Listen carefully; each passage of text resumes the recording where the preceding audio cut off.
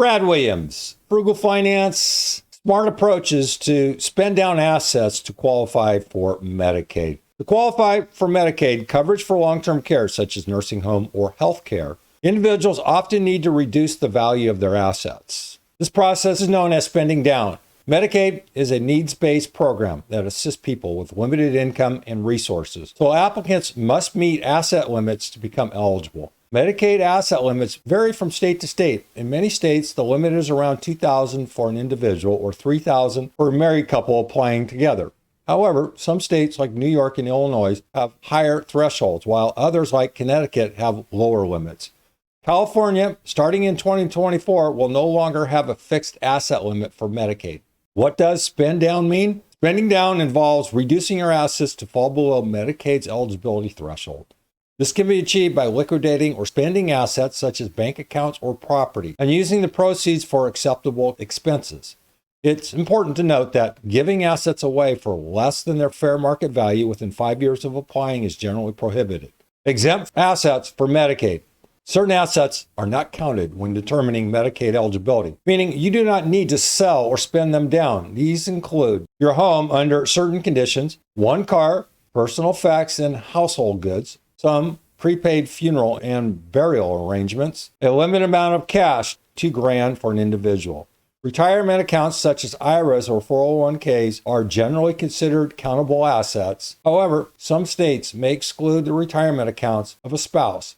For married couples, Medicaid typically counts the assets of both spouses. If only one spouse is applying for Medicaid, the non-applicant spouse may keep a certain portion of the couple's assets known as the Community Spouse Resource Allowance, which can range from $30,000 to $154,000 depending on the state.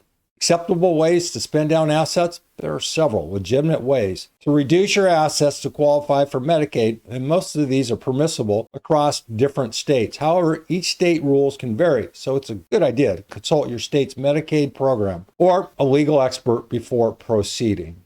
Paying off debts? Medicaid allows applicants to pay off legitimate debts, including credit card balances, medical bills, taxes, car loans, or home repairs. These payments reduce your assets and may help you qualify for Medicaid. Prepaying loans. If you're legally obligated to pay a loan, you may prepay it. For example, car loans or a mortgage can be paid off early since you're bound by the contract to repay the full loan amount. Exceptions.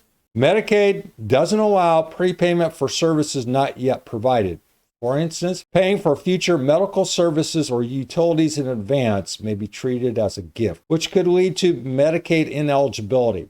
Buying exempt assets. You can also use your funds to purchase non-countable assets. These include a new home, a vehicle, or household goods, which are generally not considered in Medicaid's asset calculations. Similarly, you can use your funds for necessary improvements or repairs to exempt assets such as home renovations, car repairs, or upgrades to household appliances. Prepaying funeral expenses. Many states allow prepayment for funeral and burial expenses. However, each state has specific rules about what can be purchased and how much can be spent. It's important to check your state's Medicaid guidance before proceeding with these purchases. Purchasing annuities. Annuities are contracts to convert a lump sum of money into a guaranteed income stream over a specific period. Purchasing an annuity can be a useful strategy to spend down assets, especially for married couples. If an annuity is purchased for a spouse, that income is not counted when determining Medicaid's eligibility for the applicant. However, to meet Medicaid requirements, the annuity must be non-transferable, and the state Medicaid agency must be named as beneficiary after the spouse's death. Caregiver agreement. Some states allow Medicaid applicants to pay for caregiving services, even if the caregiver is a family member, such as a child or sibling. However, these payments must be for services already provided and supported by a formal agreement. Prepaying for future caregiver services not permitted. Conclusion: spending down assets to qualify for Medicaid requires careful planning and compliance with your state rules. The strategies outlined above can help you meet the eligibility requirements while ensuring that your financial resources are used for legitimate and acceptable purposes. Always consult with an expert or your state's Medicaid office to confirm your options and avoid making any missteps that could result in a penalty or ineligibility. Comment if you have any questions or experience related to spending down assets to qualify for Medicaid. Brad Williams, Frugal Finance. Thanks for watching. Hope that helps. See you soon.